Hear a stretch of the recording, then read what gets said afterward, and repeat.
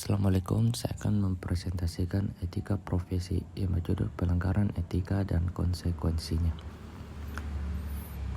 yang disusun oleh Duta Arif Munandar, Restuti Andayani, Muhammad Raj Fauzan Agung A.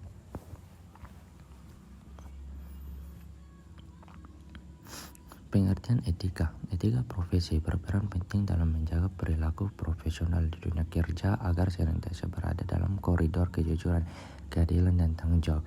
Namun dalam praktiknya, pelanggaran terhadap etika profesi masih sering terjadi. Hal ini menimbulkan dampak yang tidak hanya dirasakan oleh individu pelaku, tetapi juga oleh organisasi tempat ia bekerja serta masyarakat luas. Oleh karena itu, penting untuk memahami apa itu pelanggaran etika, bentuknya, penyebabnya, serta konsekuensinya.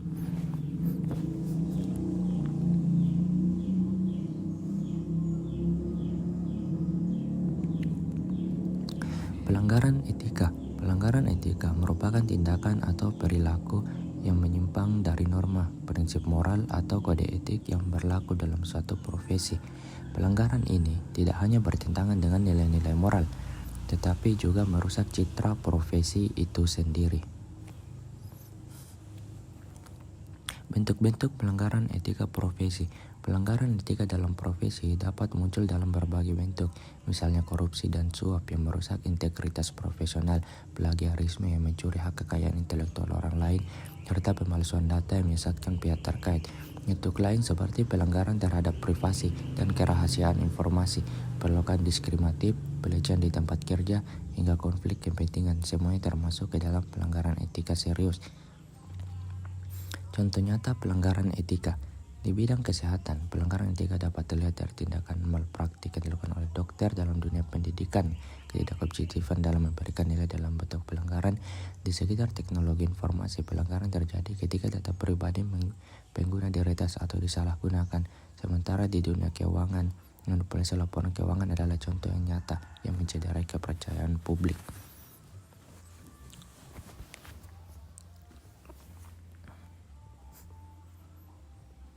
Faktor penyebab pelanggaran etika. Banyak faktor yang melatar belakang terjadinya pelanggaran etika. Tekanan dari atasan atau target kerja yang tinggi bisa membuat seseorang tergoda melakukan tindakan yang tidak etis.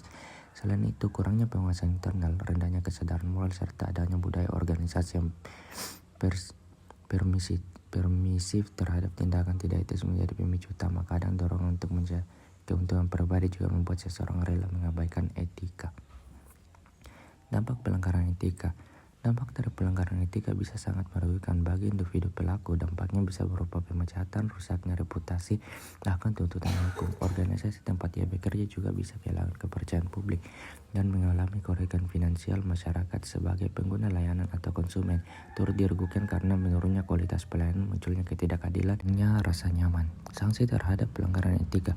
Untuk menjaga agar etika tetap ditegakkan, berbagai sanksi diberlakukan bagi pelanggar. Sanksi tersebut bisa berupa teguran secara lisan atau tertulis, skorsing, bahkan pemecatan dari pekerjaan.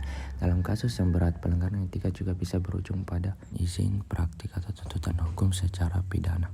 Upaya mencegah pelanggaran etika. Mencegah lebih baik daripada mengobati. Begitu juga dalam konteks etika profesi.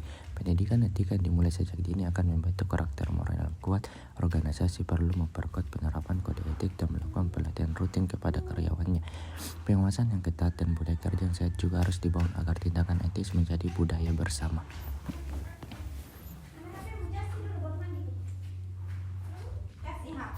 Penutup. Pelanggaran etika profesi bukan hanya persoalan moral, tetapi juga bisa menjadi persoalan hukum dan reputasi.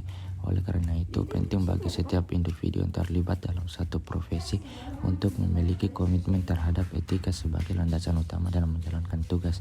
Etika bukan sekedar aturan, tapi juga cermin integritas dan kualitas diri seorang profesional.